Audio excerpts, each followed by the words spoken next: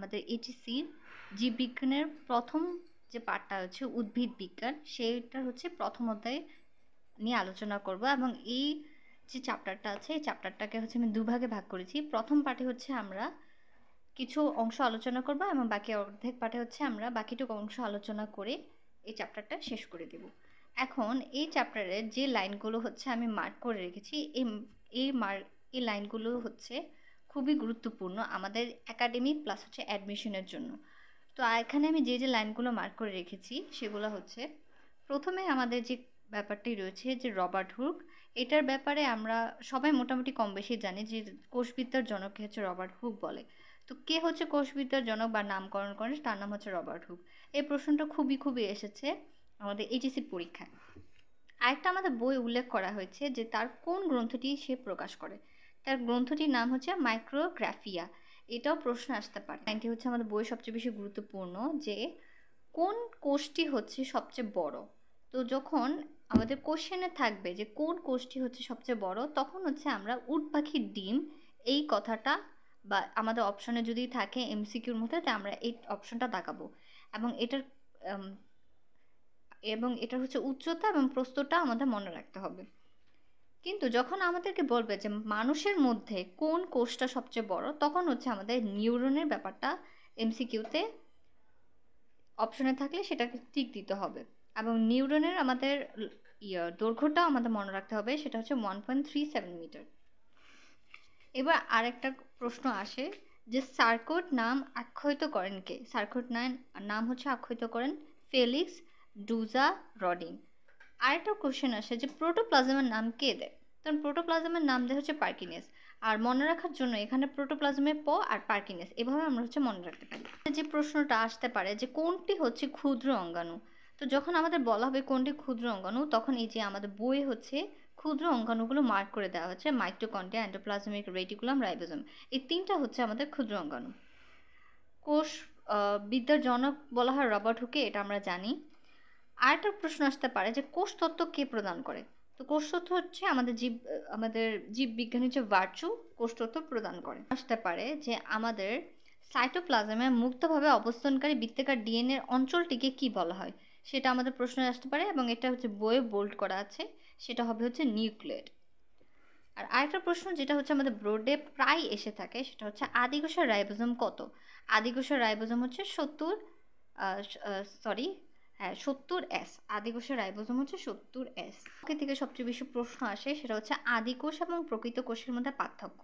তা আদিকোষ এবং প্রকৃত কোষের মধ্যে পার্থক্য, এগুলো পার্থক্যগুলো দেওয়া থাকে, যেরকম হচ্ছে আমাদের এমসিকিউতে আসে রাইবোজোম হচ্ছে 70S এবং প্রকৃত কোষের রাইবোজোম হচ্ছে 80S। তো এটার যে গঠনটা 50+30, এটাও আমাদের মনে রাখতে হবে, কারণ এখান থেকে বোর্ডে প্রায় প্রশ্ন আসে। এখন মূলত হচ্ছে আমরা কিভাবে পার্থক্যটা মনে রাখবো।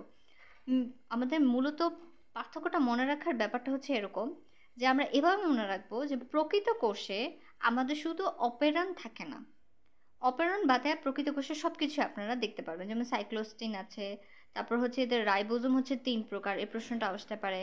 এদের ইনস্টোন আছে, এটা হচ্ছে মাইটোসিস এবং মিয়োসিস প্রক্রিয়া বিভাজিত স্বাভাবিক শোষণ ঘটে। আর আমাদের আদি কোষে কিন্তু ম্যাক্সিমাম জিনিসগুলো থাকে না, যেমন সাইটোস্কেলিটন থাকে না, ইনস্টোন নেই, অমাইটোসিস প্রক্রিয়া বিভাজিত হয়। এভাবে হচ্ছে আমরা মনে রাখতে পারি যে প্রকৃত কোষে সবই আছে, শুধু অপেরণ থাকে না।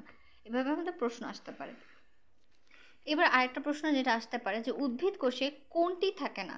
আমাদের উদ্ভিদ কোষ হচ্ছে সেন্ট্রোসোম থাকে না। আর প্রাণী কোষে কোনটি থাকে না? প্রাণী কোষে হচ্ছে আমাদের ক্লোরোপ্লাস্ট অনুপস্থিত।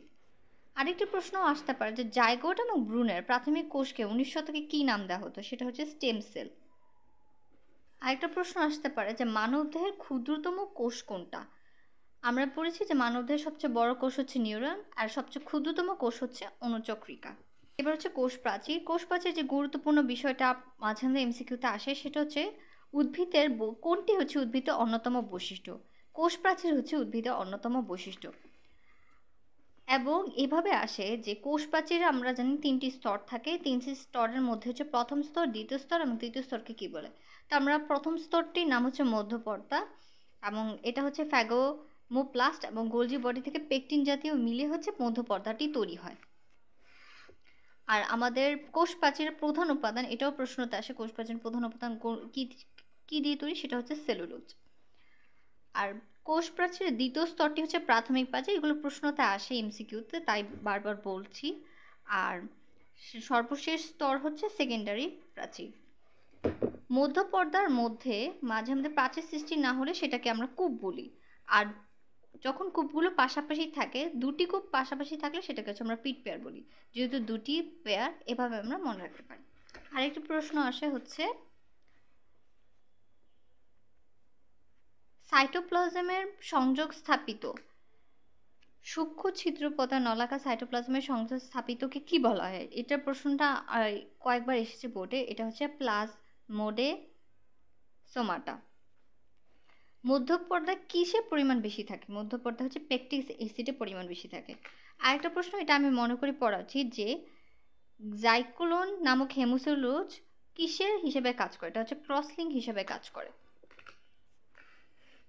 এবার হচ্ছে কোষ প্রাচীরের একক কোনটি? কোষ প্রাচীরের একক হচ্ছে মাইসিলি। কোষ প্রাচীরের একক হচ্ছে মাইসিলি, এবং আমাদের যেটা মনে রাখতে হবে যে 20টি মাইসিলি মিলে হচ্ছে মাইক্রোফাইবাল গঠন হয়, এবং 250টি মাইক্রোফাইবাল মিলে হচ্ছে ম্যাক্রোফাইবাল গঠন হয়। প্রোটোপ্লাজমকে হচ্ছে আমাদের জীবনের ভৌতবীতি বলা হয়, এটা আমরা ভালো করেই জানি। এবং বিজ্ঞানী, এই কথাটি কি কোন বিজ্ঞানী বলে? এটা হচ্ছে বিজ্ঞানী হাক্সলে। এবং আর যে প্রশ্নটা আসতে পারে যে প্রোটোপ্লাজমের চলন হচ্ছে দুই প্রকার। একমুখী চলন কোনটা? পাতার ঝাঁঝি কোষস্থ প্রোটোস্থ চলনকে হচ্ছে আমরা একমুখী বলি, আর বহুমুখী হচ্ছে ট্রান্সকেন্টিনা কোষস্থ প্রোটোপ্লাজম চলনকে বলা হয়। তো বন্ধুরা,